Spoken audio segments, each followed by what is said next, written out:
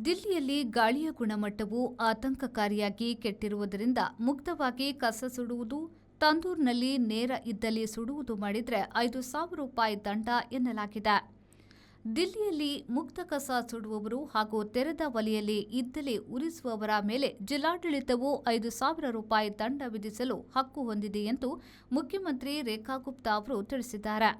ಮುಕ್ತವಾಗಿ ತೆರೆದ ಸ್ಥಿತಿಯಲ್ಲಿ ಯಾವುದೇ ವಸ್ತು ಸುಡುವುದನ್ನು ನಿಷೇಧಿಸಲಾಗಿದೆ. ಎಂಸಿಡಿ, ದಿಲ್ಲಿ ಮಹಾನಗರ ಪಾಲಿಕೆಯು ಅಧಿಕಾರಯುತವಾಗಿ ದಂಡ ವಸೂಲಿ ಮಾಡಬಹುದು.